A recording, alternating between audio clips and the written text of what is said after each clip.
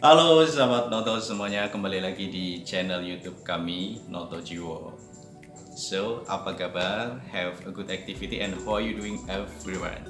Salam sapa buat sahabat Noto semuanya. Apa kabar? Yes, kali ini aku ingin sharing mengenai bagaimana saya dulu pernah mengalami, bukan mengalami ya, pernah punya pengalaman yang sangat luar biasa sih buat saya. Jadi saya dulu pernah menjadi seorang manajer di salah satu resto and cafe di Salatiga. So seperti apa perjalanannya dulu? Tetap stay tune ya.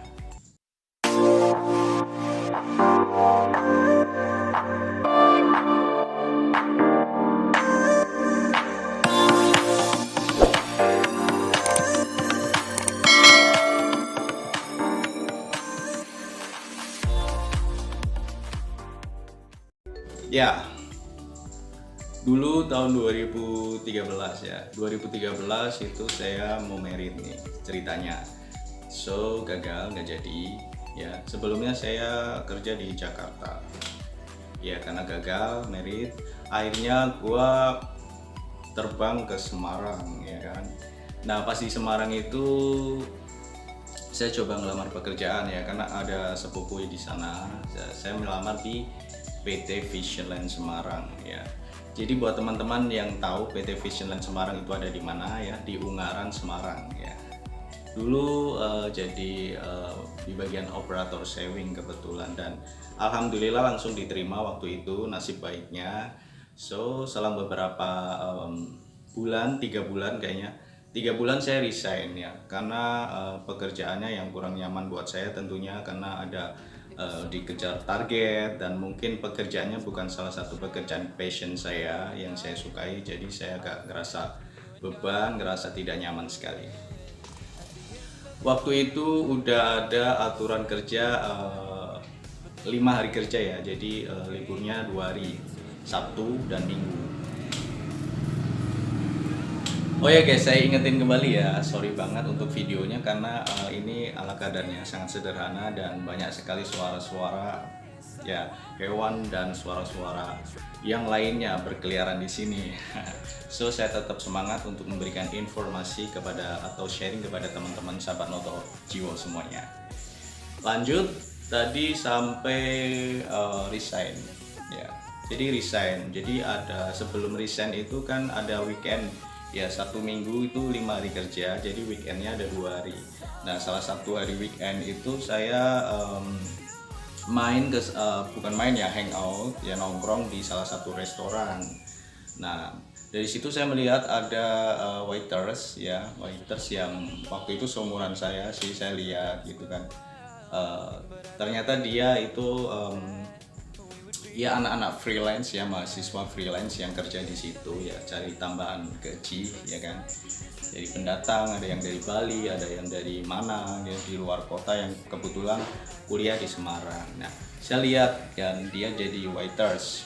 Nah, akhirnya muncul dari benak saya, dia mau loh kerja seperti itu ya kan, membawa minuman, membawa makanan kepada konsumen atau pelanggan ya kan. Akhirnya aku mikir, apa saya coba aja ya masuk kerja di restoran. Nah dari situ aku memberanikan diri tanya kepada kasir ya, ketika saya ambil bill ya, bayar, saya tanya ke kasir ya. Waktu itu kasirnya langsung bilang gitu, oh iya ada mas gitu, jadi bisa langsung bawa persyaratan lengkap seperti biasa, nanti hari ditentukan hari untuk interview.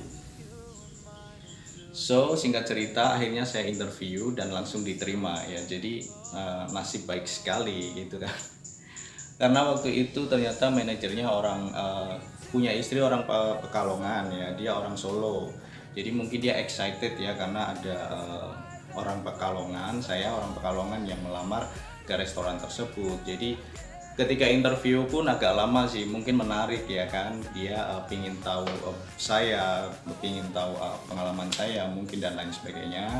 So akhirnya saya langsung diterima dan keesokan harinya langsung bisa kerja guys.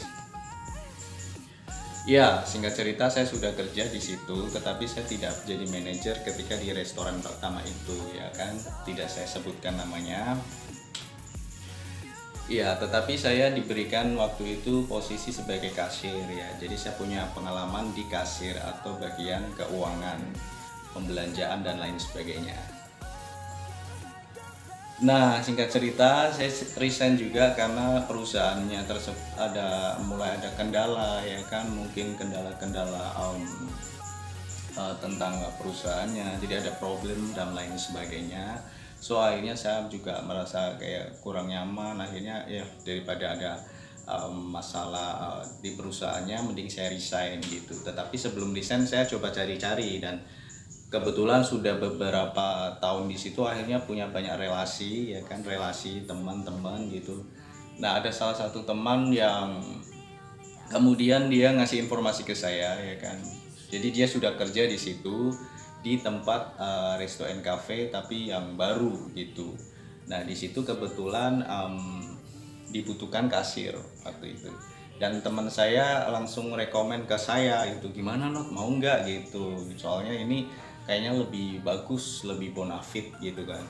Akhirnya saya punya pengalaman sebagai kasir, akhirnya saya memberanikan diri dan saya pada saat hari libur ya, karena kan belum resign, pada saat hari libur kerja saya akhirnya ikut teman saya itu. Nah, setelah sampai di sana saya langsung ketemu ownernya ya kan, kebetulan ini di pengelolaannya adalah anaknya ya kan, anaknya ownernya, jadi usianya 2 tahun lebih lebih di atas saya. Nah, ownernya ini cewek ya, cewek. Jadi ketika itu saya berkenalan di situ, akhirnya saya coba uh, adaptasi atau saya mendampingi teman saya yang ngajak saya ke situ ya kan, jadi saya bantu-bantu aja gitu. Dan keesokan harinya sih excited karena si anaknya ownernya itu ya, jadi dia langsung bilang ya udah suruh masuk aja nggak apa-apa besok gitu. Nah, akhirnya masuk, akhirnya yang dulu akhirnya saya resign dulu, saya urus resignnya dulu secara baik-baik dan akhirnya saya masuk di situ, diterima langsung di kasir gitu. Nah, langsung di kasir, tetapi waktu itu ada kebijakan dari ownernya gitu, karena tahu saya pendatang orang Pekalongan yang ada di Salatiga, akhirnya beliau menginginkan saya untuk tidak kos. Jadi saya disediakan mes atau tempat tinggal bersama beliau, di rumah beliau bersama beliau dan keluarga. Dan akhirnya karena saya merasa ada dia sudah memperlakukan saya dengan sangat baik, akhirnya saya juga di luar jam kerja ya. Jam kerja itu kan buka dari jam 3 sore sampai jam 11 malam karena kan resto and cafe, jadi bukanya sore hingga malam. Nah, di luar jam kerja itu ya saya juga suka bantu-bantu preparation, bersih-bersih, nyapu, kemudian juga masak ya kan. Dan juga ya berawal dari ngosek WC dulu nih guys.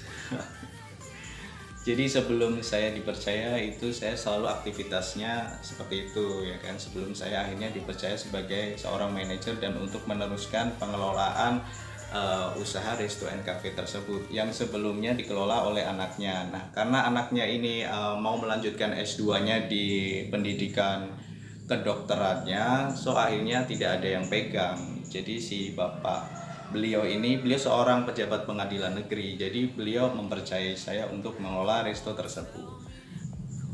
Nah, dari situ, dari beliau itu banyak sekali pembelajaran ya, dia selalu memberikan wejangan, memberikan knowledge, pengetahuan baru.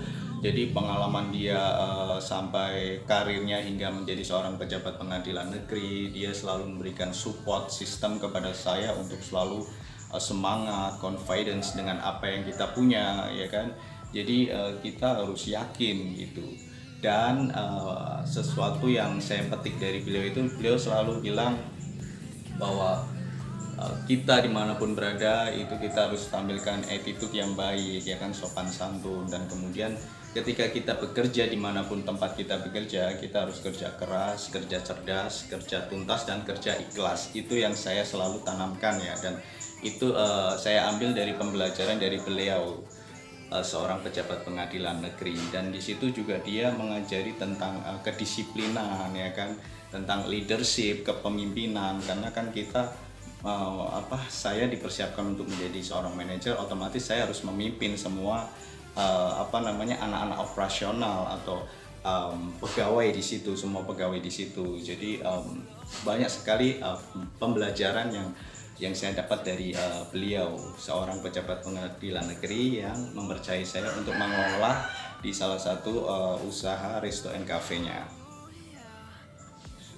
Nah, tidak sampai di situ aja guys. Jadi berawal dari ngosek WC dulu, ya kan.